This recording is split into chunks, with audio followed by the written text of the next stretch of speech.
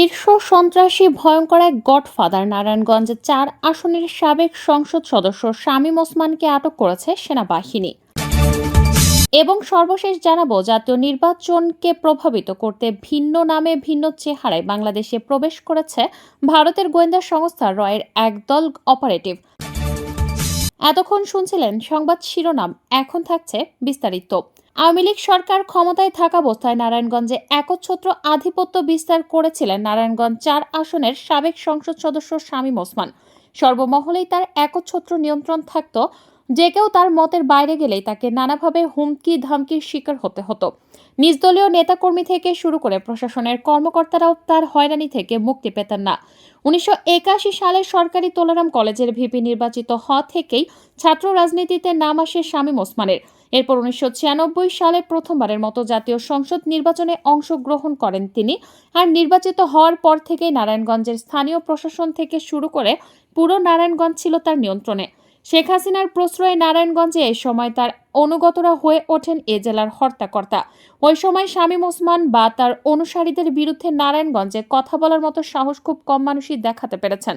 তবে এই তথাকথিত সাহসী শামীম ওসমান ২০০১ সালের নির্বাচনে আওয়ামী লীগের ভরাডুবির পর বোরকা পরিধান করে বর্ডার পার হয়ে ভারতে চলে যান। সেখান থেকে পরবর্তীতে তিনি চলে যান কানাডায়। এরপর দীর্ঘ সময় তার কোনো হদিশ পাওয়া যায়নি।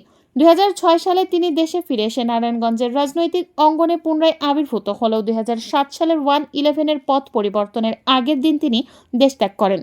তিনি দেশে ফিরে আসেন ২০০৯ সালের এপ্রিল মাসে। আওয়ামী লীগ ক্ষমতা গ্রহণের পর ২০১১ সালের নারায়ণগঞ্জের মেয়র নির্বাচনে তিনি প্রতিদ্বন্দ্বিতা করেন, কিন্তু ততদিনে মাঠে নতুন খেলোয়াড় হিসেবে আবির্ভূত হন সেলিনা হায়াৎ আইভী। আইভীর কাছে শামীম ওসমানকে বিশাল ব্যবধানে পরাজিত হতে হয়।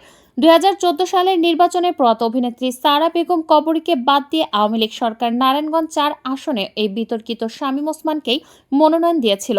১/১১-এর পরিবর্তনের পর ফখরুদ্দিন ও মঈনুদ্দিনের সরকার দুর্নীতিবাজদের তালিকা করতে নির্দেশ দিয়েছিল দুর্নীতি দমন কমিশন বা দুদককে। ওই সময় দুদক ঘোষিত শীর্ষ ৫০ দুর্নীতিবাজের মাঝে ৯ নম্বরে ছিলেন শামীম ওসমান। গ্রেপ্তারি পরোয়ানাও জারি হয়েছিল তার বিরুদ্ধে, কিন্তু বিদেশে পলাতক থাকায় তাকে সে সময় গ্রেপ্তার করা যায়নি। আদালত সে সময় শামীম ওসমানের অস্থাবর সম্পত্তি হকের নির্দেশ দিয়েছিল। নারায়ণগঞ্জের টানবাজার পতিতাপল্লী উচ্ছেদ করা হয় শামীম ওসমানের নেতৃত্বে। শামীম ওসমান এটিকে তার এক মহান কীর্তি হিসেবে জনগণের সামনে প্রচার করার চেষ্টা করতেন। অথচ ওই পতিতাপল্লী উচ্ছেদে ক্ষতিগ্রস্তদের পুনর্বাসন করতে সরকারের বরাদ্দের ২ কোটি টাকার পুরোটাই আত্মসাৎ করেছিলেন শামীম ওসমান। পতিতাদের পুনর্বাসন না করাতে সেসব পতিতা এবং তাদের বংশধরেরা এখন নারায়ণগঞ্জ ছাড়িয়ে পার্শ্ববর্তী শহরেও এই নিষিদ্ধ পেশার বিস্তার ঘটেছে। নারায়ণগঞ্জে বেসিক শিল্প এলাকা সহ নারায়ণগঞ্জের অন্যান্য এলাকার গার্মেন্টসের ঝুট ব্যবসা শামীম ওসমান নিয়ন্ত্রণ করতেন। নারায়ণগঞ্জের শীতলক্ষ্যা ও বুড়িগঙ্গা নদীর বিভিন্ন ঘাট থেকে জাহাজের তেল চুরির সিন্ডিকেট তার অনুগত বাহিনী নিয়ন্ত্রণ করত। তাছাড়া ফুটপাত দখল করে হকারদের কাছ থেকে চাঁদা আদায়, বাস এবং পরিবহন থেকে চাঁদা আদায় ইত্যাদি নানা সিন্ডিকেট শামীম ওসমানের প্রত্যক্ষ নির্দেশে নিয়ন্ত্রিত হতো। শামীম ওসমানের কোম্পানির আইজিডব্লিউ লাইসেন্স বাতিল, এই সংবাদটির দিকে এবার আপনাদের দৃষ্টি দেওয়াতে চাই। ২০১৪ সালে অবৈধ ভিওআইপি ব্যবসায় শামীম ওসমানের জড়িত থাকার প্রমাণ পাওয়া গিয়েছিল। ওই সময় মন্ত্রিসভার একটি বৈঠকে শামীম ওসমানের বিরুদ্ধে অবৈধ ভিআইপি ব্যবসায় জড়িত থাকার অভিযোগ তুলেন তৎকালীন টেলিযোগাযোগ ও প্রযুক্তি মন্ত্রী আব্দুল লতিফ সিদ্দিকী। জানা যায়, শামীম ওসমানের স্ত্রী লিপি ওসমান ও ছেলে অয়ন ওসমানের নামে থাকা দুটি কোম্পানির ইন্টারন্যাশনাল গেটওয়ে বা আইজিডব্লিউ লাইসেন্স বাতিল করে দেয় বিটিআরসি। শামীম ওসমানের মালিকানাধীন কে টেলিকমিউনিকেশনসের কাছে বিটিআরসির বকেয়া ছিল ৭৮ কোটি ২০ লাখ টাকা। ওই টাকা শামীম ওসমান পরিশোধ করেননি। শুধু তাই নয়, ২০১৪ সালের ৫ জানুয়ারির বিনা ভোটের নির্বাচনের পর এমপি হিসেবে শামীম ওসমান আওয়ামী লীগের রাজনীতির এক গুরুত্বপূর্ণ খেলোয়াড়ে বা শেখ হাসিনার লাঠিয়ালে পরিণত হয়ে পড়েন। বিরোধী দলকে দমনের পুরস্কার হিসেবে তাই শামীম ওসমানকে অবৈধ সম্পদের দায় থেকে অব্যাহতি দিয়েছিল শেখ হাসিনা। ২০১৪ সালের ১৫ই ডিসেম্বর দুদক এক চিঠির মাধ্যমে শামীম ওসমানকে এই অব্যাহতির বিষয়টি জানিয়ে দেয়। আলোচিত ত্বকী হত্যা বা 7 মার্ডার কোনোটি থেকেই শামীম ওসমান বা এই কুখ্যাত ওসমান পরিবার নিজেদের নির্দোষ দাবি করতে পারে না। ২০১৩ সালের ৬ মার্চ বিকেলে নারায়ণগঞ্জের বিভিন্ন সামাজিক, সাংস্কৃতিক ও নাগরিক আন্দোলনের নেতা রফিউর রাব্বির ছেলে মেধাবী ছাত্র তানভীর মোহাম্মদ ত্বকী নিখোঁজ হয়। নারায়ণগঞ্জের সন্ত্রাসী ভূমিদস্যু চাঁদাবাজিদের বিরুদ্ধেও বলিষ্ঠ কণ্ঠস্বর রাব্বি। মূলত রাব্বিকে শায়েস্তা করতেই তার মেধাবী সন্তান ত্বকীকে পরিকল্পিত উপায়ে হত্যা করা হয়েছিল। শামীম ওসমানের ভাই নাসিম ওসমানের ছেলে আজমেরী ওসমানের টর্চার সেলে ত্বকীকে নির্মমভাবে হত্যা করা হয়েছিল। জনগণের প্রবল চাপে ত্বকী হত্যার রহস্য উন্মোচনে প্রশাসন নড়েচড়ে বসেছিল। অবশেষে ত্বকী হত্যার অভিযোগে গ্রেফতার হন আজমেরী ওসমানের ক্যাডার সুলতান শওকত ভ্রমর। গ্রেপ্তারের পর জবানবন্দিতে ভ্রমর বলেন, আজমেরী ওসমানের টর্চার সেলে 2013 সালের 6 মার্চ রাতে ত্বকীকে নির্মমভাবে হত্যা করা হয়। আজমেরের নেতৃত্বে হত্যাকাণ্ডে আরও বেশ কিছু ওসমান পরিবারের ভাড়াটে ক্যাডার অংশ নেয়। ত্বকী হত্যা নিয়ে সংবাদ প্রকাশ করায় গত বছর একটি পত্রিকা অফিসে হামলা চালিয়েছিল আজমেরী ওসমানের অনুসারীরা। ওসমান পরিবারের সদস্যদের মধ্যে খুন খারাপিদের সবচেয়ে আলোচিত হন নাসিম ওসমানের বড় ছেলে আজমেরী ওসমান। অন্তত 16টি হত্যার সাথে জড়িত থাকার অভিযোগ নিয়ে শহর দাপিয়ে বেড়াতেন তিনি। এমনকি হত্যা মামলায় তার নাম দিতে চাইলে সেই মামলাও নেওয়া হতো না। তার খুনের শুরু হয় 1998 সালে নগরীর চাষারা বালুর মাঠ এলাকায়। বাড়ির কেয়ারটেকার নুরুন নবীর মাধ্যমে অভিযোগ, তার গতিবিধির সম্পর্কে বাবা নাসিম ওসমানকে তথ্য দেয় আজমেরী তাকে খুন করেন। পরে ওই পুরো পরিবারকে আর নারায়ণগঞ্জে খুঁজে পাওয়া যায়নি। 2000 সালের 19 নভেম্বর নগরীর ইজদাইর ওসমানী স্টেডিয়ামের সামনে আজমেরী ওসমান কপালে পিস্তল ঠেকিয়ে খুন করেন তারই এক সময়ের বন্ধু আলমগীরকে। 2009 সালে শহরের আমলাপাড়ায় অজ্ঞাত একজনকে মেরে 14 টুকরো করার অভিযোগ আজমিরের বিরুদ্ধে।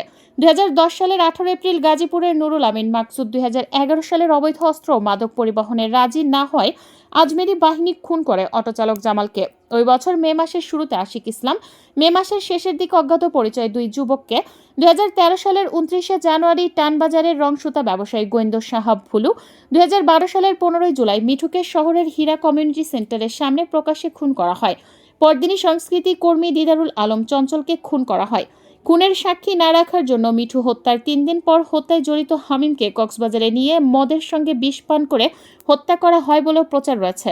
2013 সালের শুরুতে নগরীর মাজদাইর এলাকায় একটি গায়ে হলুদের অনুষ্ঠানে যান আজমেরী ওসমান। সেখানে গান গাইছিলেন উম্মে হানি নামে এক মেয়ে। আজমেরী অনুষ্ঠানে সব অতিথিকে নামিয়ে দিয়ে মেয়েটিকে ধর্ষণ ও অপহরণ করেন বলে অভিযোগ রয়েছে। পরে ওই মেয়ে আর তার পরিবারকে নারায়ণগঞ্জ শহরে আর দেখা যায়নি।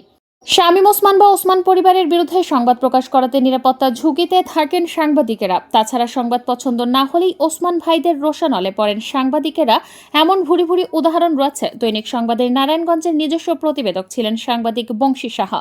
1998 সালে বংশী সাহাকে চাষারায় জিয়া হলে ডেকে নিয়ে মারধর করেন শামীম ওসমান। 2000 সালে অসুস্থ অবস্থায় মারা যান বংশী সাহা। নারায়ণগঞ্জ প্রেস ক্লাবের ওপর একসময় একচ্ছত্র নিয়ন্ত্রণ প্রতিষ্ঠা করেছিলেন শামীম ওসমান।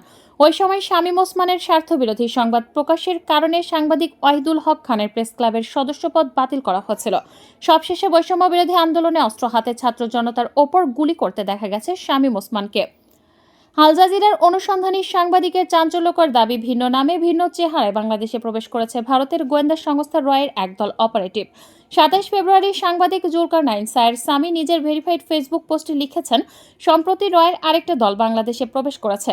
অভিযোগ রয়েছে বাংলাদেশকে অস্থিতিশীল করার নানা ষড়যন্ত্রের সাথে জড়িত ভারতের এই গোয়েন্দা সংস্থাটি বিশেষ করে বিডিআর হত্যাকাণ্ডের মতো স্পর্শকাতর ইস্যুতে অনেক বিশ্লেষকই রয়ের সংশ্লিষ্টতা খুঁজে পান।